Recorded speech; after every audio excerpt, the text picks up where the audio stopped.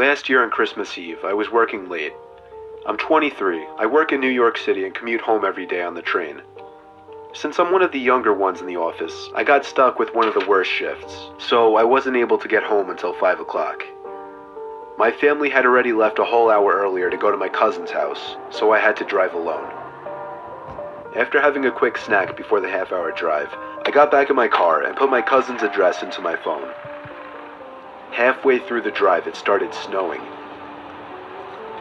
I got to my cousin's house around 6 o'clock. It was snowing heavily by this point, and I just made it in time to catch everyone starting dinner. I brought all of my gifts inside and cheerfully said hey to everyone. I stayed until around 11 o'clock. The rest of my family left a little sooner. I stayed an extra half hour or so just to hang out before leaving myself.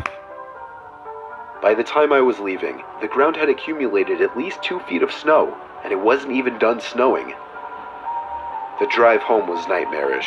The roads were hardly even plowed, and I had to drive under 20 miles per hour on most roads. The roads were completely dead at this point though, most likely because everyone was smart enough to go home before the snow accumulated. Eventually I turned onto a main road that I'm sure would usually be bustling, but at 11:15 on Christmas Eve night, there wasn't a single car or a single light from a store. It was a ghost town. But then I did notice the flashing taillights of one car. It was parked on the side of the road, and the smoke seeping out from its exhaust with the taillights giving it a red tint. As I got closer, I realized there was somebody next to the car waving their hand in the air. I assumed something was wrong and they needed help. So, me being the good Samaritan I am, I pulled up behind the car. When I opened my door, the guy approached me immediately, barely even giving me time to step out. He was an average-sized man, probably 5'10", 180 pounds. He spoke in a very demanding voice, asking me if I know anything about fixing an engine. I told him I didn't know much about cars. The guy responded very quickly to everything I said. He told me it's fine.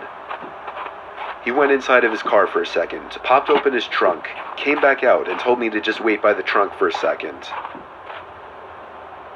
I had no idea what he wanted me to do. I was really confused. He walked over to the front of his car, and I heard him open the hood. I couldn't see anything he was doing since the trunk was blocking my view, and the loud wind of the snowstorm overpowered any small noises he might have been making.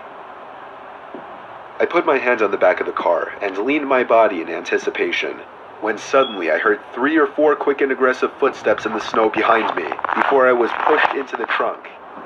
The man tried to close the trunk on me, but I kicked my feet up in resistance and held it up.